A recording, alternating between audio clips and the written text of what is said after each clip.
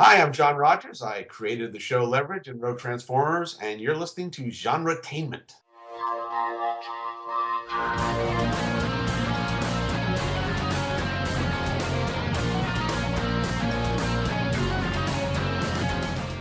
Well, welcome everybody joining us for this 100th episode of GenreTainment. Yes, thank you. Yeah, so we have with us today, very first guest we ever had on, actually. Yeah. Is back with us, Victor Miller, Emmy award-winning writer and probably most well-known by many people or many of our listeners as the writer of the original Friday the 13th. Thank you for joining us, Victor. Thank you for asking me. I'm glad to be here. Or if you're like my mother, known for all the writing you did on All My Children. Oh, yes. Well, I had to pay for some college education along the way. Then we have Ian Cullen with us, who many of you, if you're a listener of Sci-Fi Pulse radio channel, probably know his, I don't know, is it brother, sister show? I don't know, we'll call it sister show. Sibling show. Sibling show. SFP-Now, that he is the host of, and of course the founder of SciFiPulse.net. Hello, Ian. Hello, I'd call it the founding show because Sci-Fi Pulse Radio started with Sci-Fi Pulse and it kind of evolved into SFP-Now. So There you go. There you go. If you can't tell by his accent, he's over there in the UK. Across the pond. And we do like to mock him occasionally, just for fun. Last but not least with us is Jeff Burns, the chairman of the International Academy of Web Television. He is also the co-host of Super Geeked Up and the creator of the web series Super Knocked Up. And he's super. Oh, thanks. Hey, guys. Great to be back. So it's great to have all three of you joining us, me and Julie, and we're just going to talk a little bit about genretainment and about genre stuff in general. I just want to know if Jeff's going to name everything with the word super in front of it. Super and then up. Yep, it's going to become the Super International Academy of Web Television. Up. That's true. Up is on the end of it, too. guess he run out of superlatives. Exactly. So I guess one good way to maybe start off is a little bit about, and we can start with Ian, talk a little bit about how we started GenreTainment, first joined up with Sci-Fi Pulse. And because honestly, I can't remember. maybe what would be interesting is how we even met up in the first place. So how did we meet? How do you remember that, Ian? I remember meeting you through. It was when Airlock Alpha, but I think it was then Sci-Fi Portal. With SYFY, which is kind of like in the medical dictionary. It's kind of like an abbreviation for syphilis, but there we go. It's but I met you I met you guys in the chat room of Mike Hinman's old podcast, and it was probably around about the same time or shortly before I started podcasting as Sci-Fi Pulse. Yeah, because Julie and I used to write for Sci-Fi Portal. Oh, you used to write for Rabbit Doll. I wrote for Rabbit Doll mostly. Yeah. I did a lot of reviews and articles for that. I'd forgotten about that. We did a few guest hosting for his podcast. Yeah. And we kind of grew Marks from there. and I were substitute hosts for a previous show. Mm-hmm. And then we took GenreTainment to another... Mm-hmm. Before we were with Sci-Fi Pulse. Yeah, we went to Blog Talk Radio. Yeah. Right. NDB Media. Yeah. You Roger Noriega, but for whatever reasons, we can't really go into them. You guys were not really too happy with the deal you was getting with Roger, and the lack of support. Yeah, essentially, Marks and I have been independent contractors, I guess. We're a mercenary podcast. We're the mercenary podcast. I like that better. But yeah, so the first few episodes of GenreTainment were over there at NDB Media on Blog Talk Radio. See, I need you guys around because I don't remember any of this crap. And then we bounced over to Sci-Fi Pulse Radio's channel on Blog Talk Radio. And obviously, we've been very happy because we've been here for a long time. Mm-hmm. Well, I mean, which at the time, if you remember, at the time, Sci-Fi Pulse, Blog Talk Radio was pulling in, quite a large audience on Blog Talk Radio, as was your show. And I think what happened is it just kind of made sense for us to sort of come together because both shows were more or less kind of like there were similarities. They were similar enough to actually go well together.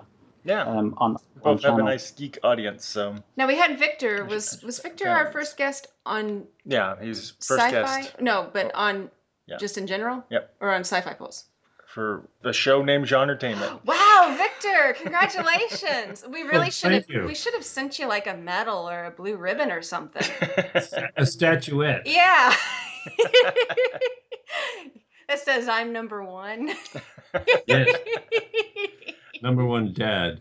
There you go. It is You know, Father's Day. I didn't think about this, but in sort of a way, all three guests are first or number ones in something. Because Ian. You all were our first. I think Marks needs to reword that. I've heard that one before. And he's never believed it. But Ian is number one partner or whatever. I don't know how to word that. But then Victor is number one guest we ever had on GenreTainment, and then Jeff is our number one guest to do our game show segment, which we were talking about we might do again someday in the future. So it's a nice little coincidence. Victor, how was how do you remember us way back in 2012, which is when GenreTainment first started? What was that experience like on your end? Well, I found there's a whole raft of a continuum of interviewers, and you were well informed and curious and asked good questions. And I'm not sure. I don't usually keep records of these things. Did Marks Powell ask, how did you get the idea for Friday the 13th? I don't think you did, which puts you in the A list right off. Okay. And that's so I remember you quite well, and thank you very much for the inclusion. Yeah, it was a great interview. It's still a very popular one. Another one that's really popular, you did come back with us for our Halloween special. Yeah, we had a number of guests on and talked about, Halloween, but also mainly about horror movies. So that one was a very popular episode and still gets a lot of downloads. So. Yeah. Oh, neat. Yeah. Good to hear. Well, my mother said that I was going to be the premier charter member of the Sound of Your Own Voice Club. And I think she was projecting, but the apple does not fall far from the acorn. So that's that. But you have a very lovely voice. You have a nice voice for radio. Yeah, you have a very good radio voice. I think so, and I think my mother was jealous. I bet so. She probably couldn't get that real deep masculine. It's a little hard to do. Who knows? But we'll never know now. Actually, I guess in related news in a way, I think, if I remember this correctly, the actress who played Jason Voorhees' mother passed away not too long ago. Betsy Palmer. Yeah. Yes. Rest in peace. She was a wonderful, wonderful actress, and I think if anybody else had been in the part, we wouldn't be chatting today. Mm-hmm. And then, and Jeff, you've been on the show a few times. Recently on the Super Geeked Up episode where we played some games, and then way back when, which I should have looked it up. I don't remember what episode it was. About Super Knocked Up, which led to our first little blooper episode, if I remember correctly. Oh yeah, it was about a 15-minute blooper episode of you guys trying to say, and you're listening to GenreTainment. Yeah, it is difficult when everyone's in different locations. That's another first, right? We were the first blooper. You're the only. Yes. I think you're the only. Yeah. I take great pride in that. I think Marks has thought about trying to do a blooper of all the times when he and I are trying to record our intro and outro and we screw up and I get the giggles and can't stop. Oh my God. I'll tell you something, guys. If we was actually to go through every single show that I've done, because I've been podcasting since 2009. Wow. We've probably got a ton of, we've probably got several hundred hours of bloopers. We had some funny things at the beginning because Marks and I used to do GenreTainment live. Blog Talk Radio, yeah. Yeah, we quickly learned that was a bad idea. I don't like live. It's quite as well. A lot of times. Hey, come on! I do our show live every week. Yeah, well, Marks and I were many times it was me rushing home from work, and he's already logging on, and I just basically run in the door and kind of slide into the chair, and no time to prepare whatsoever. And then we do record at home, and so we have 3 cats that always seem to be making a hilarious appearance at the most inopportune times. So we decided that it was easier if we could edit some of their antics out. Plus, if the phone rings, you can kind of edit that out, you know. The phone would ring. I'd be running into the other room, answering, going real slow, real softly. We're on air. I can't talk right now. and block Guys, you know what? We should become a YouTube channel. Yeah, we should play around with Google Hangout a little bit, but I don't want to do that all the time. I don't know how you do it every week, Jeff. I don't want to have to, like, not only put on makeup, but necessarily comb my hair for this. And kind of a related note in a way, I've been doing a video series for the IAWTV, kind of moderating a series about with different guests on about different topics. Like recently, we had an episode about writing for web series, and that's done through Google Hangouts, similar to how Super Geeked Up is. It's tricky to do that. It is. Hats off to you, Jeff, because like I said, I most of the time am doing this in my pajamas, and I like it that way. and they need a setting on Google Hangout where like you can make it where you don't see yourself, because I always get distracted every time you talk. Whoever's talking pops up on the screen. Your face pops up. So you're like trying to talk, and suddenly your face is popping up. It's kind of distracting to me, I think. That's just Mark, you don't like staring at yourself? No, I think maybe he likes staring at himself. He finds it. It's sort of like when you put the mirror in front of the cat. Yeah.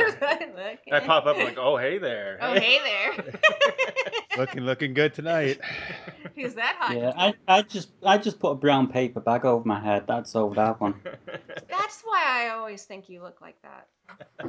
So for each of you guys, kind of curious what creative things you've been up to since we last spoke. Yeah, let's start with Victor. Yes. Our first guest. You can be the first to start. Okay, let's see. Just the two things right now that are going on. One is a screenplay I co-wrote with a friend of mine named Carrie Fleming, who lives in Maryland. I've now written 3 or 4 screenplays on Skype. As a plug for Skype that we're on right now, and it really works extremely well. And I much prefer writing with somebody than solo, because it always pushes me further and further. Anyway, we are shopping that around. We've got people looking for cash, and that's called Rock Paper Dead. And, cool. So there's that. That's a full screenplay, and it could be made for anywhere from $250,000 up to $5 or $10 million, depending on how much you have in your pocket. And I have lint. That's about it. Yeah, I know the feeling. I also went on Twitter and found an old friend of mine who's a famous actor who shall remain nameless, but we knew each other when we were 10, 11, 12, 13 years old. I found him on Twitter, and we re-upped, and he's 75 and I'm 75, and so he said, why don't we write a screenplay together? And I said, oh, fine, and he had an idea. So we started talking on Skype, and we're about to shop that around, but we're trying to come up right now with a kind of a lookbook thing, so that it's a way of showing producers and backers what style we're looking for and what kind of a production it's going to be. And so I have not been idle, not a bit. That's great. And so I think that's interesting. You're really enjoying, because technology has just taken off in just the last few years. Marks and I have talked about, I made it all the way through college and never even had a computer, and now everything is, we have so much technology now, and Skype, you don't have to worry about calling long distance. And I'm guessing you're really, seems like you've really embraced that and you're really enjoying that. Oh, it's wonderful. And don't forget, I started in the soap opera business in like 1982 at One Life to Live. And when Network gave you notes and you had to change the breakdowns you were writing, you had to use Avery label tape and then type over that piece of tape over that thing. And so a lot of times I would fight Network notes just because I didn't want to do the work of revising. And I really didn't care, but I said, no, I'll go to the mat on this, And it's just, that would have been a whole paragraph of Avery label tape. I feel your pain. I wrote for school, a lot of research papers on a typewriter. Oh, God. And even just a 20-page research paper with, in-text citations, it's a nightmare. You think, oh, I just had to retype this page, but then that makes everything off. So then you have to retype everything after that, Once, I think I started on WordStar in 19 something or other, and then went, and I just never looked back. Did you ever have one of those brother word processors? Well, It sounded no. like a machine gun going off in the house when it would print. I had one. I had one in college. I know exactly what you mean. Oh my God, yeah. My dad had one. He went to college when I was like in middle school, and they made such a big deal. Oh, you got to go to bed early. Then my dad would come home at like after his second shift was over, and it would be after midnight. And it sounded like a machine gun going off in the house. It was horrible. So, yeah, as much as I gripe about technology, there are definitely some things that are better. It's been amazing, actually, over the last, 30-odd years. I remember when I first started using computers, I was using sort of like BBC Micros and stuff like that. The old BBC Micros. Anyone remember those? I have no idea what you're talking about. Don't know what that is. Well, sort of like, they're sort of like a poor predecessor to the PCs we've got now. But, and it was a company called BBC, but it wasn't the BBC, which I always found strange. That's confusing. That is. Those were around sort of like late 80s. Huh. I don't know. I got my first computer when I got Mark's, so we got our house and we moved in, and the computer boyfriend came comes with Mark's, or comes with excuse me. Fiancé. Boyfriend comes with computer. Yeah. Well, you were a fiance at the time. One thing, just to backtrack just a touch, Victor, you said you're setting up a lookbook. And Yep. I just thought some of our audience probably would be like, what's a lookbook? I don't know what a lookbook is. Well, I think I know what he's talking about, but can you explain that? Yeah, when I first started in this business all these years ago, basically the law was producers do not read screenplays. They don't like to read that many words. And so they would do things like saying, look, kid, what's the TV Guide listing on this project? Of course, you have to remember TV Guide used to be the Bible. Yeah. And so you'd say, well, wife's husband is murdered and wife goes on rampage and to kill the victim and find justice. Boom.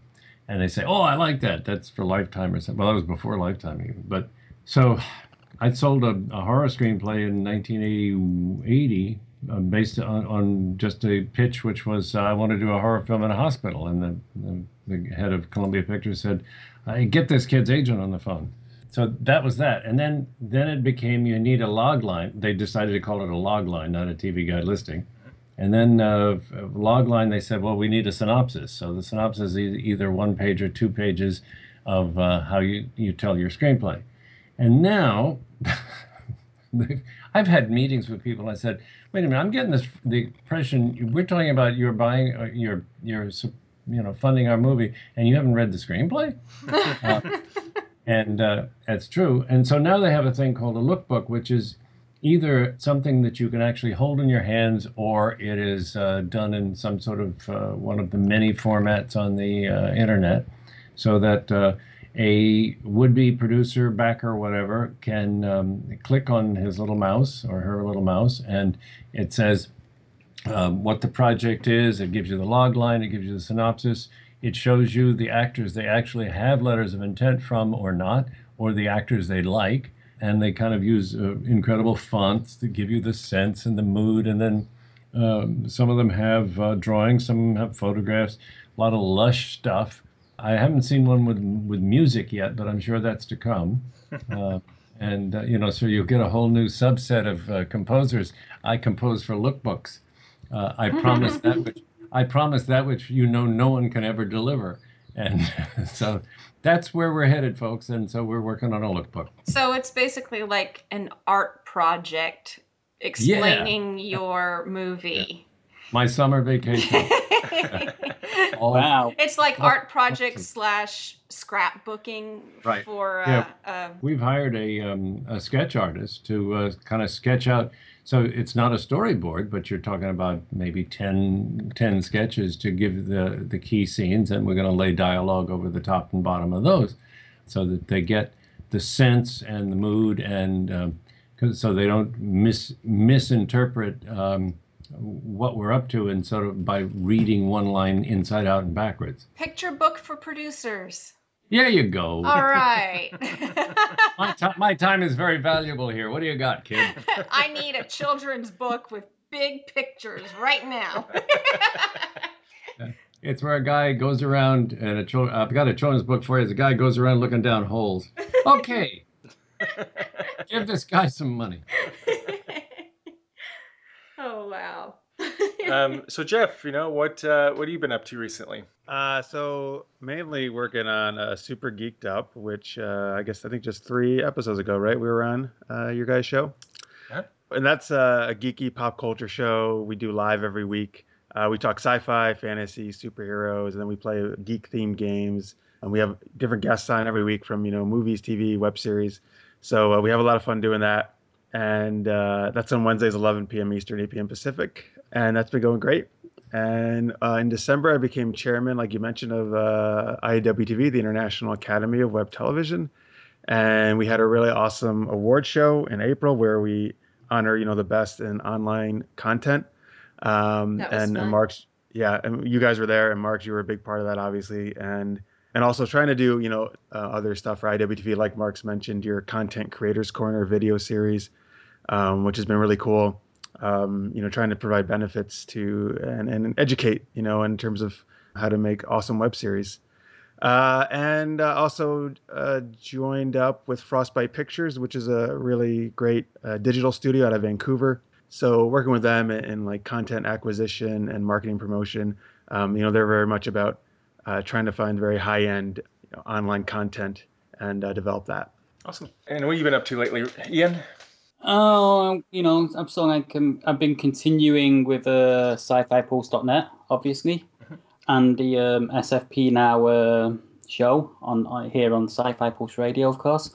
But other than that, for the last 3 and a bit years, I've actually been learning and studying guitar, and for the last couple of months, I've actually been studying music production. And I'm kind of working on my very, very first composition of music, which is, using quite a few guitars, a flute, and drums. So it's pretty basic music composition, but I'm kind of learning about how to bring it all together and compose, do all the EQing and all that great stuff. Cool. Someday you can make a living making music for lookbooks, right? There you go. I still like calling them picture books for producers. Yes. Picture books. You can do, yeah. They might feel insulted vaguely. They might. Vaguely, yeah. If they catch them. Yeah. Are you going to start using scented paper stock so you can actually have something similar to Smell-O-Vision? There you go. That might not be so great in horror movies. Ew. Perfect. No, we could do it, especially for the sex scenes. I don't know. Smells like sex. Smells like sex. Maybe you just spritz like the old school. Just spritz a little bit of your perfume on there. There you go.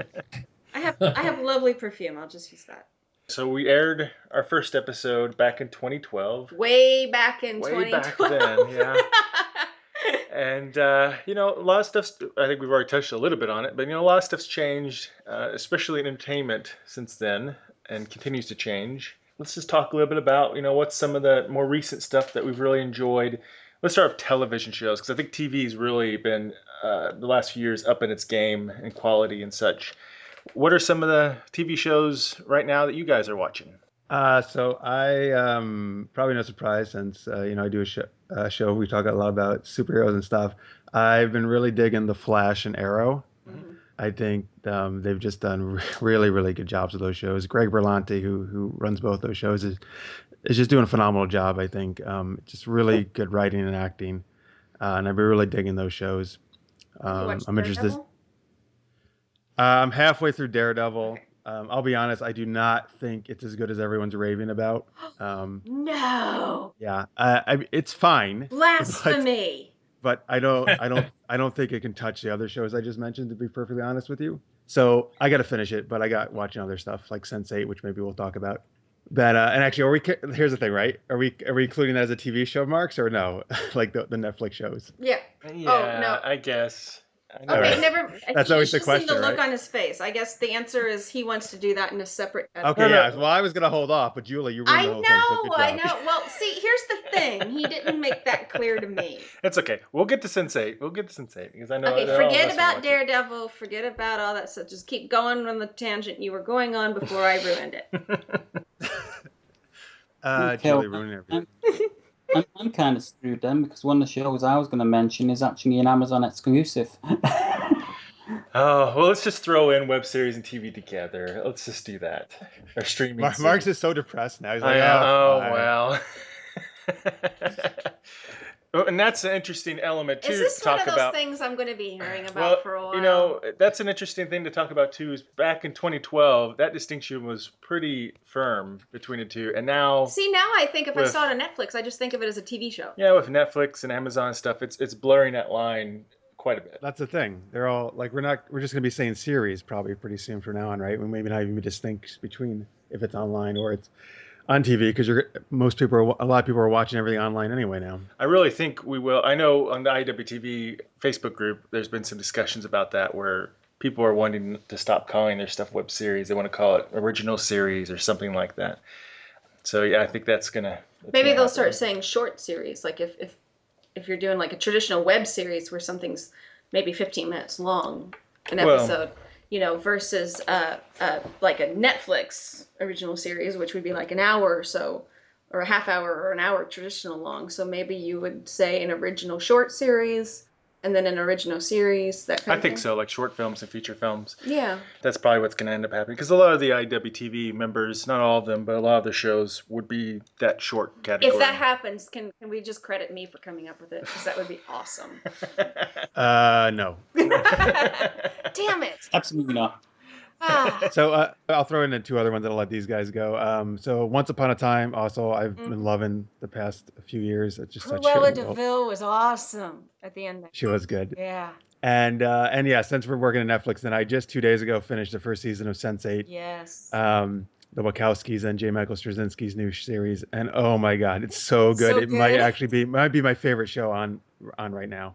After watching it, it's just, I mean, I don't know. Like, I don't know how you take 8 like main characters and you weave like all those stories so amazingly together, and they did it. Yeah, I don't know. I had such a euphoric feeling at the end of that series. It's usually hard to just juggle half that many protagonists, you know, and to really develop them well. And they managed to do 8 main characters plus supporting characters and develop them to the extent that, I mean, you really care about these characters and you really know them. You know, it's pretty incredible. Yes. Everybody watch Sense8 if you haven't. Everyone watch Sense8. Well, I'm going to talk more about it. I think you should watch Daredevil. Sorry. Okay, Ian, I'm sorry. What were you been watching? Yeah, I started Sense8 last night. I just watched the first episode. I'm not hooked yet, but you know, I'm gonna have to watch another episode and see what that's like and see if it hooks me. Yeah, keep going. It is a bit of a slow build, I think, for some people, but if you stick with it, it'll pay off. Yeah.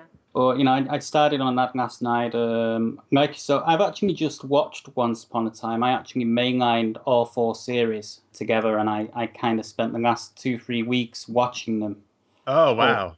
Netflix, because we've not had it here in the UK. We had it on Channel 5 here in the UK. They picked it up for 2 seasons and then decided it wasn't getting the ratings that they were expecting from it. But they were showing it on a Sunday evening when nobody watches TV here in the UK, and Netflix picked it up here in the UK, and just had I've just had to mainline all 4 seasons to sort of like give it a go.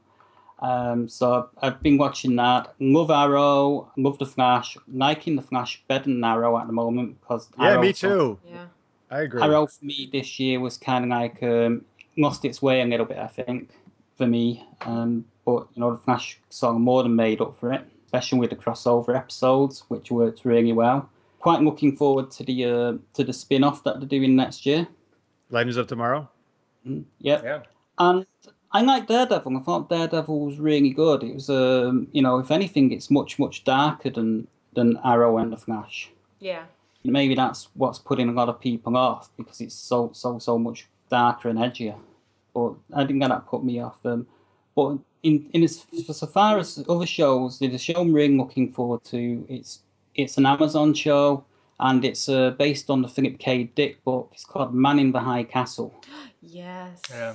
It's like an alternative narrative of what would have happened if the Nazis had won the war and occupied the east coast of America while the Japanese occupied the west coast, I think. And I seen a pilot episode for that on Amazon, and it was really, really good. Yeah, I think that's good. That sounds awesome. Yeah, it was. The pilot was quite good. I think that's going to be a winner for them. That was really impressive.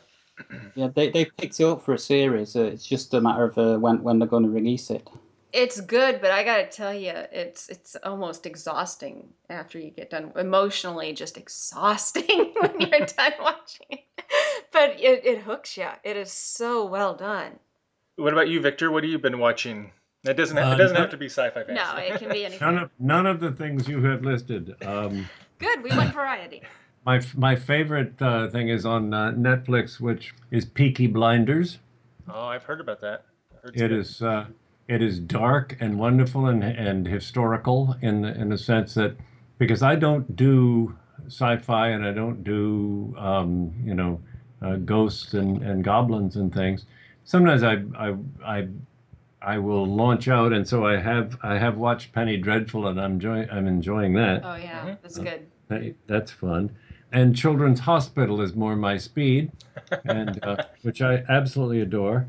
And then, as our guilty pleasure to sit and laugh at because it is so dreadful, Chicago PD, whose star is an actor of many years, and he talked like this. And my wife and I talked to each other this way through the whole thing, and our throats hurt afterwards. It just, I mean, we have too much time on our hands. We're both retired, and so we watch all kinds of things and say, "Oh my God, who green-lighted this project?" But it's like it's Batman if he was a cop. Batman voice. On the only show that sort of vaguely, I think, like some of the ones because we tried Arrow and we couldn't, it was just too much. But we could handle Gotham, which I liked. It's dark and moody, and it's kind of the prequel of Batman. Yeah. But otherwise, that's. I mean, we watch far too much television and love it. Have you tried Daredevil? You might like Daredevil. Yeah. Nope, haven't. I mean, there are only so many hours in a retired person's day. Come now. Well, it's on Netflix, so you can catch it anytime. Yeah. You might want to just check Daredevil? check out the first episode and see what you think, because it doesn't really have any real supernatural elements to it. Oh, and that's Daredevil, yeah. Kind of, but yeah, it's okay.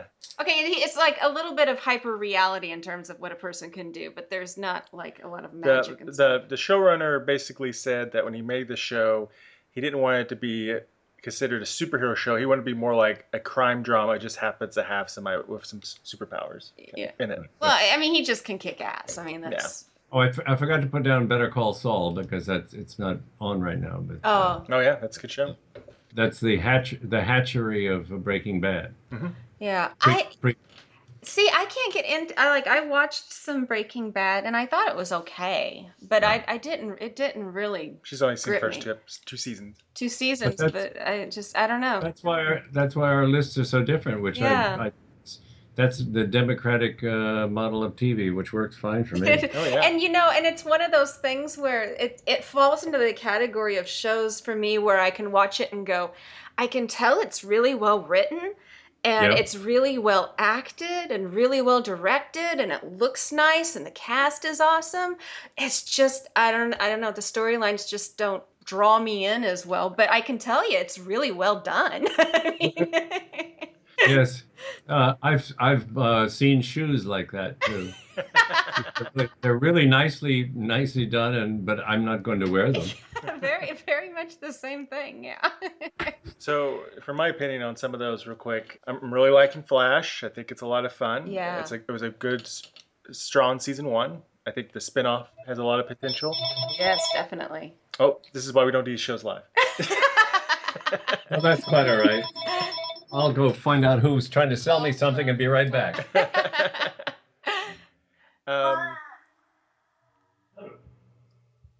Okay. I was right. Nobody there. Oh, okay. So, Sorry, that was my cat. so Flash, strong season 1. I think Legends of Tomorrow has a lot of potential. Hopefully. Yeah, I'm looking forward to that. I think it'll be a fun show. I think for me, Arrow, I used to say, when Arrow first premiered, I used to say Arrow is the best live action superhero TV show to date. But for me personally, sorry, Jeff, I think Daredevil kind of trumped that. Yeah, I think Daredevil trumped it, and so did Flash. Ooh. And I think Arrow has, for me, season 3 has had an identity crisis. I think the flashback. I will agree with that a little. Yes, it had some trouble this season. The flashbacks, particularly in the second half of the season, were just a hot mess. Yeah, the flashback element has become terrible. Not as good as it was the first 2 seasons. And I feel like the show was like, we're going to be dark and not too much, like everybody's martial artists but no powers. But because of Flash, that's kind of messed with the dynamics, and now Arrow is trying to figure out how it fits in that world, I think. Yeah. And that's one of the, well, and also just from a writing craft. Well, then it had to have superpowers because it had Ra's al Ghul. Mm-hmm. And just from a writing craft standpoint for season 3 for me, which I still enjoy, don't get me wrong. Yeah, I still like it. But I do feel like some of the motivations of the characters seemed a little forced or a little bit sped up. Like to give you an example, well, I don't know if I'm going to spoil too much. Okay, but Laurel's dad makes no freaking sense whatsoever in this season. I mean, it's just they wrote him ridiculously. Yeah, well, that's my personal opinion.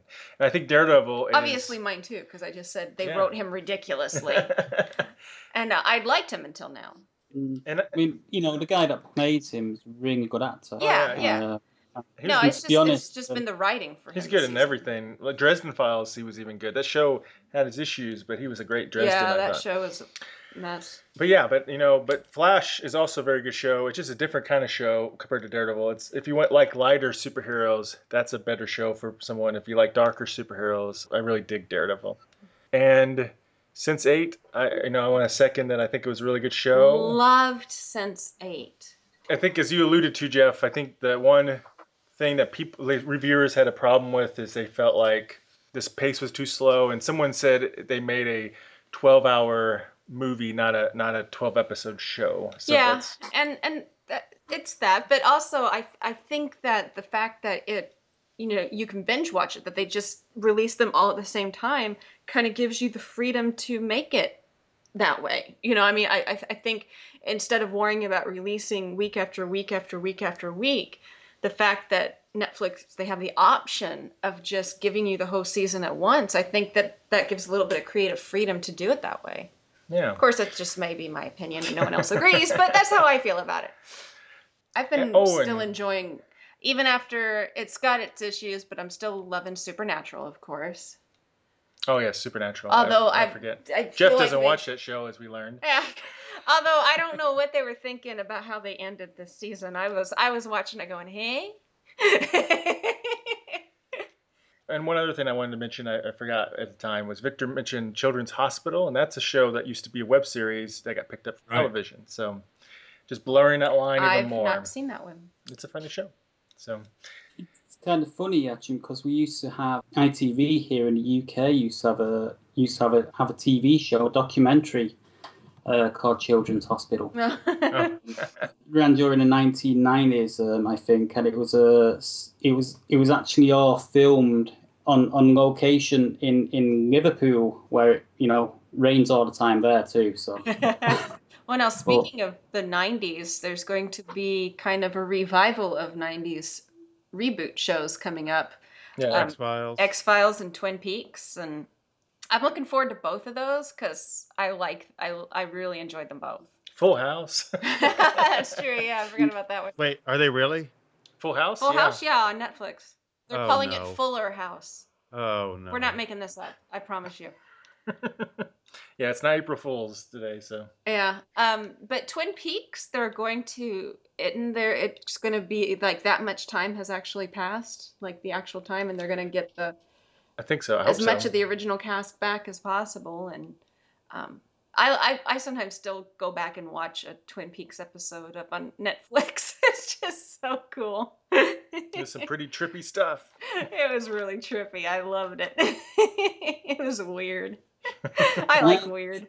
I got to admit, I'm not really too infused about bringing back the X-Files. Well, I'm not either, because they seem to have royally effed up. Well, the last season was just awful. And then the movies they had since were awful. And so I'm a little worried that this is going to be awful. I hope that they can recapture the original magic. But I'm going to save myself the pain and just not bother watching. Yeah, well, I have to. It's like a car accident or a Highlander movie. Like, it's going to suck, but you have to go see it anyway. Yeah. Nice reference on the Highlander. Yeah, and so you can't help it. You're just sucked in. I'm curious. Yeah. I'm very curious. That's the unfortunate thing with the Highlander movies, though. The actual TV series wound up being better and making more sense than the movies. The series it was awesome. Good. Yeah, I loved the series. I mean, the last season wasn't real great, and the spinoff was kind of blah, but it was a really, really good show. Mm-hmm. I still, to this day, love Mythos. Peter Wingfield. Oh, Mythos is the man. Peter Wingfield is such a good actor, and that character was just perfect for him. And just the whole show was so good. Talking about Scottish Highlands and stuff like that, have any of you seen Outlander? I've seen the first episode, and I did really like it. I just haven't, like Victor said, there's only so many hours I have to wait. Marx has to watch the first episode with me, too, and then we can start watching it. No pressure, Marx. Yeah. Marx has to watch the first. Are you catching this? I have witnesses. Marx has to watch the first episode with me. I think I'm ingrained against it, because I feel like, even though it's got Roger Moore and it's got from Battlestar Galactica, and then it's Roger Moore. Yeah, he's Roger Moore in it. No, Damn. Ronald Moore. Oh, Ronald Moore. I'm sorry, Ron Moore. Sorry. Ron Moore from Battlestar Galactica. I'm bad. I know, you just intrigued me. I was like, I want to watch Roger Moore in it. Created showrunner Battlestar Galactica remake, and I hear good stuff about it. The first impulse is like a historical romance time travel thing. So I'm always, as a man, I'm always like, I don't know. So what you're saying is, if it's a female lead and it's, I don't mind a female lead. Buffy the Vampire Slayer is great, and it's not about her like supernaturally kicking ass, you don't want to watch. Dude, there's quite a lot of nudity and sex in it. Oh, so I'm watching it tomorrow. You'll watch it just about. Okay, seriously, why didn't I think about tantalizing you told me with about that? This. Thank you, Ian. I should have really gone with that angle. I don't know what I was thinking. Unfortunately, unlike Sensei, you don't have the discarded dildo scene, which was quite. They got a little graphic in Sense8, to be honest. Yeah, I don't think it's as bad as everybody says it is, though. I think it's just like any other kind of HBO type show, Yeah. It is. They just did some really interesting things. So, but yeah. Some of it, yeah. Interesting things. But it was a little. It's not so much. I don't really mind the sex on Sense8, but there were times where they spent a lot of time with that, and I wish they would have done a little less of that just to move the story along, and spent more time moving the story along a little more in those episodes. You know what I mean? It can't be any worse than True Blood. No. But True Blood was campy and ridiculous and meant to be. Like Sense8, there's like this one episode where I'm like, it's not that I'm a prude and I don't like the sex. It's just that I wish they would have moved the plot, spent that time moving the plot along a little faster, But I still really liked it. But yeah, I was just kind of like, it's not that I'm a prude, but I mean, like, we're all adults, so we all know what sex is. I think, can we just move it along? One more thing I forgot to say about Sense8 is, I think what's really cool about the Wachowski siblings is that, or Wachowskis, I'll just say Wachowskis. Wachowskis, I think is what they say now. Is I really like how they like to take multiple genres and different characters and interweave them in unique ways you've never seen before. Because they did that with Cloud Atlas. I loved Cloud Atlas. And so it's obviously something that they like to do, and it's something intriguing and different than you ever see. It's very challenging, and that's why sometimes critics don't always dig it as much at first, but I have to applaud them for that. Plus, they shot everything on, it was all location, no sets, and it was in like, what, 8, 9 countries? Yeah, So, they shot all over the world. All over the world. And I love the diversity of the cast. And I mean, they have a transgender actress. You know, they have people from these other countries who really are, you know, I mean, they didn't just hire all Americans and have them do a bunch of accents, you know. yeah. Okay, we got to move on here. But we can talk about TV shows all day. That could be all day, yeah. So I think we need to skip ahead, actually. Let's because we have 2 writers with us. Yeah. Oh, yeah, we have writers. Just kidding. I know. We're all. Who's the second one? Well, we have Victor obviously with us, who is an award-winning writer, and Jeff is a writer. We're all of us to some extent are writers, I guess. But for our guests here, we always like to give a little writing tips. And if you guys have a writing tip to share, I think that would be great. If you want to start, Victor or Jeff wants to start. Which one? I'll let Victor go. Okay, let's see. I'll have my writing tips are questions, and the questions to ask yourself: where does your story start best? Because a lot of times people start the story like a year or 2 earlier than it needs to, or they start it a year or 2, or a week or 2, or an hour or 2 too late. Look at things like that. Start to ask yourself, where am I starting? You know, I know what the whole story is. I know what the backstory is and the ending and everything else. But where am I going to pitch the people? And then the other thing is, seems to me, well, I'll give you 3 things.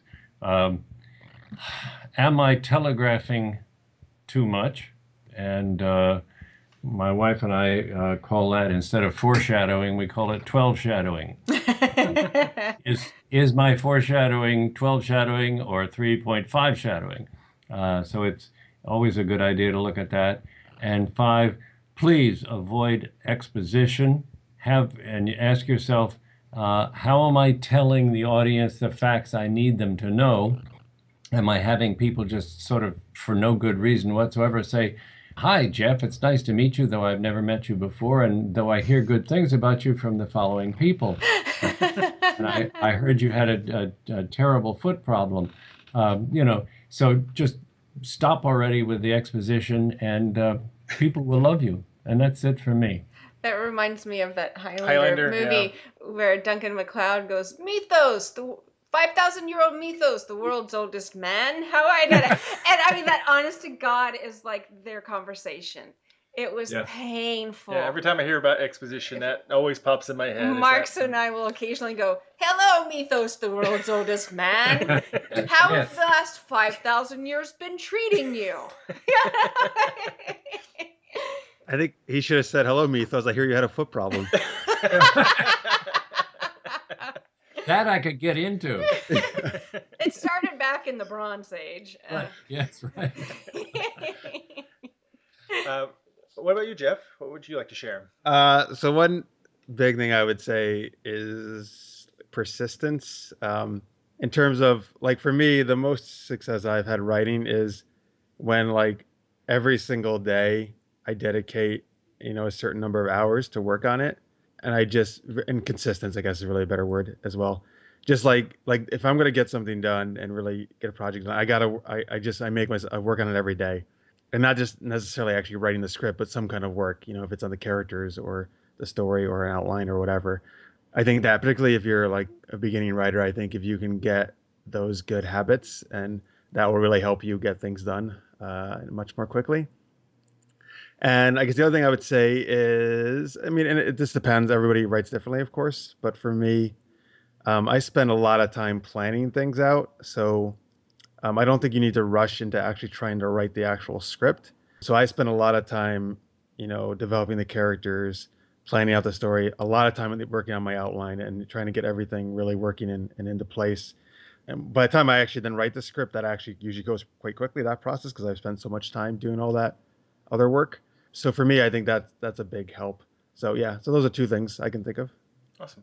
And Ian, do you have something, if not from a writing perspective, you definitely have multiple years of experience being a critic and reviewing gazillion episodes and such of TV shows. Do you have something you would suggest for writers? Yeah, don't read other people's reviews.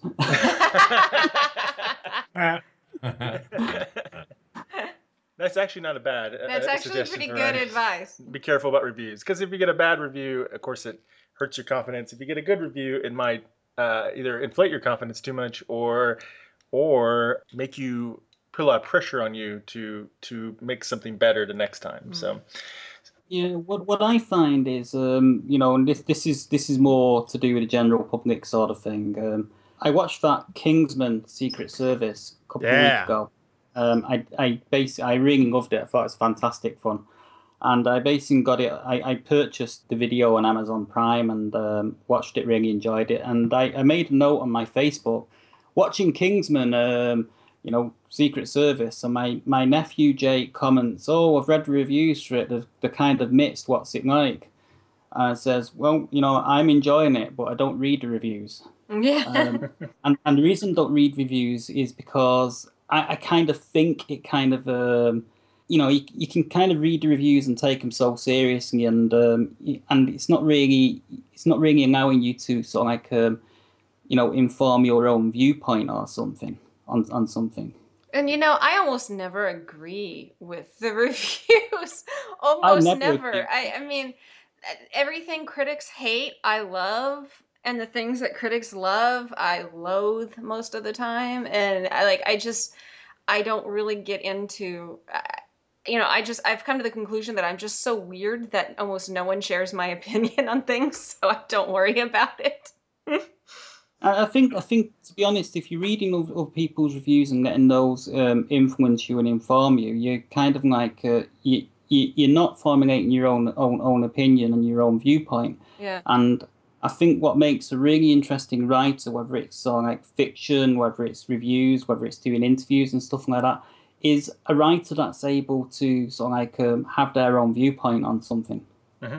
So one writing tip I would like to share. I've been reading a lot of writing books. I always have, but last year I've read 50 or plus probably. He has a problem. It's really an addiction.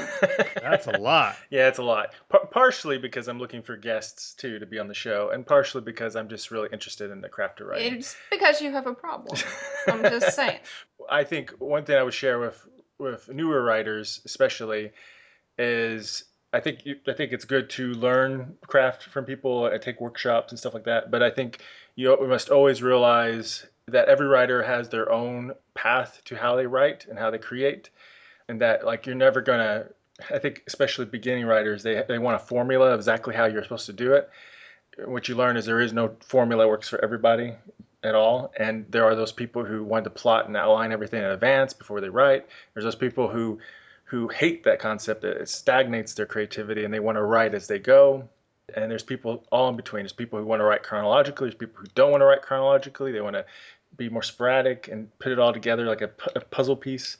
So know thyself, basically. Yeah, you need to learn, adapt, and then take what works for you, and then of course most of all, write a bunch, and you'll find your voice and figure out what works best for you.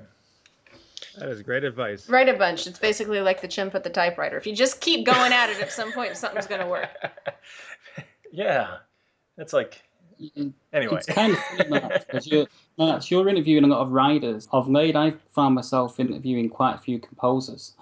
Yeah, well, that makes sense. My music studies and that, so. Yeah. Do you have anything you want to add, Julie? Just do it. I don't know. Just do it. Nike said it best. All right. Well, I think those are awesome tips. So we probably need to start wrapping up. And we like to wrap it up with each of your favorite fictional character quotes. So a quote from a fictional character that speaks to you in some way, either because it mirrors a worldview, its message means something to you, or maybe you just find it really funny. Who wants to go first? Well, I will go first because I have one that I just say at least once a day to somebody who's absolutely stunned by the truth. It comes from Raising Arizona, which is one of my absolute favorite movies, and it comes out of the voice of the character played by Nicolas Cage. No, I'm sorry. Oh God, no, I'm backwards. That was one I was going to go with. Instead, I'm going with the one from The Jerk, Steve Martin. Yes. And he turns after, he tells the head of the carnival that he's no good at guessing people's weight. And the guy points out to him that, you know, that it doesn't matter whether you get them correctly or not. You're gonna give them like a 50-cent prize for $5. And so he says, "Oh, I get it, and it's a profit deal." And I say that all the time because, you know, it's just so shocking that everything has a price tag on it, and, especially in this business, kiddos. Mm-hmm. Who wants to go That's next? funny. I think it's a good quote. Yes. So I'm shocked this actually came up earlier in the episode. My quote was going to be, "Oh, you're Mythos, the oldest man alive." How's that? No, not really. Now that will be my new quote, though, I say. All right, so I'm going to use, since you guys, you know, I was just recently on your show and I had a Sherlock Holmes quote then, so I'm going to use a different one this time. Okay. So I will take from one of my all-time favorite movies, Braveheart. The quote is, "Every man dies, not every man really lives," which I've always just thought is an amazing line. Yeah, it's a profit deal. Freedom! But okay. Easiest quote to remember ever. No, that's a good quote. It is a good one. All right, Ian? Mine's from Star Wars: The Empire Strikes Back. Oh. It's when they're trying to fix the Millennium Falcon and they're going through the asteroid field, and C-3PO goes to Han Solo. The odds of navigating, and he goes, "Never tell me the odds." Yeah. I just love that quote. And the reason I love that quote is because I'm dyslexic, so the odds have always been against me being a writer, because I don't sort of like see words in the same ways as other people do. So also like a bit jiggly when reading. And funny enough, I find writing easier than reading, but that's just because I know where all the keys are on my keyboard. Yeah, there you go. You know, they're all memorized. And there's also the fact that I'm also on the autistic spectrum, so right from a very young age, the odds have always been kind of stacked against me, sort of thing. So And it's I've Han always Solo. How can you not love Han Solo? Well, absolutely, you know. And he did fire first. He shot first. And, you know, and the one mistake he made was getting romantically involved with Princess Leia. I love that. What? No. Really? I love what he... Come on, they're Ian, the perfect what did you match. want, her and her brother to get together? Come on. I love Yeah, he's like, yeah, that incest is great. Suddenly turns into Game of Thrones. Yeah. Ew. I love whenever she says, "I love you," and he says, "I know." That is the great... No, but that's not my quote. Okay, so my quote comes from one of my favorite books, The Handmaid's Tale by Margaret Atwood. And it is Nolite te bastardes carborundorum, which means, it's not real Latin, but it means don't let the bastards grind you down.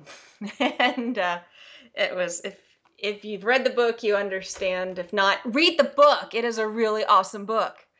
Has anyone read that book? It's awesome. I haven't. Oh my gosh, it's Margaret Atwood, The Handmaid's Tale. It's a dystopian future, and it's really good. I read it in beginning of university, and it blew me away. It was awesome. So similar to that, I like quotes that tell you, you know, keep moving forward and not give up kind of deal.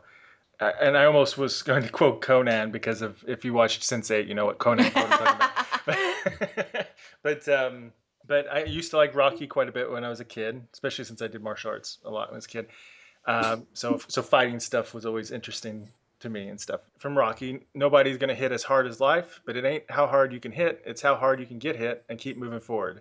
It's how much you can take and keep moving forward. That's how winning's done. That's good. Oh, I kind of liked your other one, though. And then that was from Rocky Balboa when he's talking to his, right? Yeah. And then another one that is a more funny version of that in a way, at least from staying alive, whatever obstacles that happen, is Arthur Dent from Hitchhiker's Guide to the Galaxy. Woohoo! I don't want to die now. I've still got a headache. I don't want to go to heaven with a headache. I'd be all cross. I wouldn't enjoy it. So. See, I'm familiar with that one. Much to Marx's chagrin, I've not actually seen Rocky. So. I know, right? That's an American. Mark says I'm an American because I have not seen Rocky. All right. Well, this has been a great show, guys. Before we go, would each of you share with our audience where they can find you and your work online? VictorMiller.com, will find my bibliography, my biography, and an email connection, so that I read people's screenplays for free. I don't steal their ideas. So if you actually have committed something to Word or a final draft or something, you can send it to me. I may not get to it immediately because I have one or two stacked up, but I will please be gentle. Awesome. It's very cool. Okay, Jeff? So you can check out Super Geeked Up, which is the geeky pop culture show I do, at supergeekedup.com. We're live right there on the homepage every Wednesday, 11 p.m. Eastern, 8 p.m. Pacific. But you can also watch all the past episodes there as well. We've done almost 140 at this point. And if you are a web series creator or interested in getting involved in that, the International Academy of Web Television, IAWTV, is at IAWTV.org. And you can find more about there and about becoming a member. And you can see Marx's cool video series there as well. And a lot of awesome stuff. And on Twitter, the best place to reach me is at SuperGeekedUp. Great. And Ian?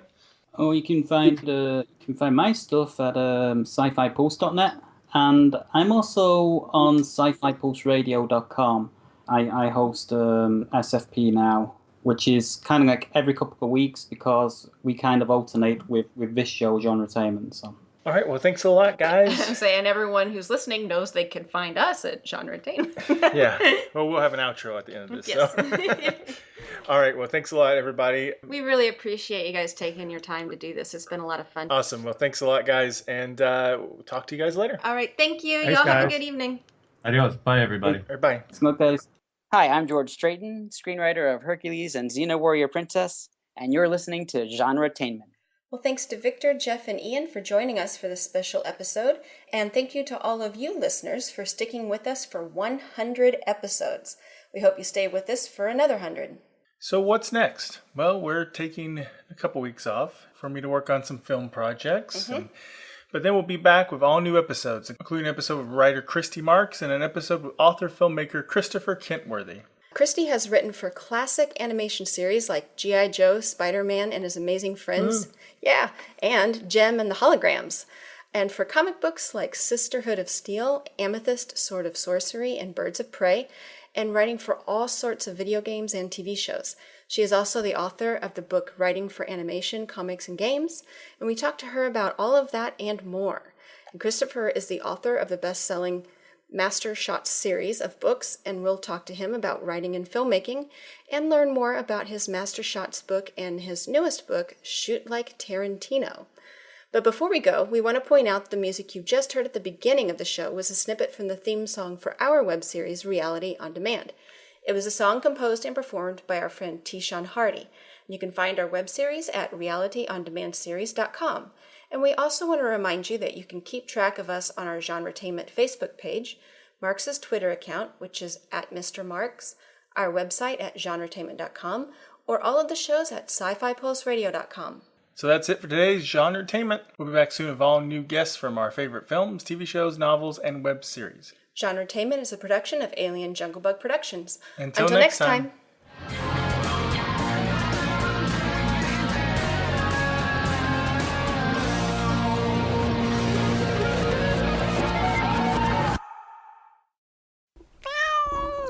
Bad monkey.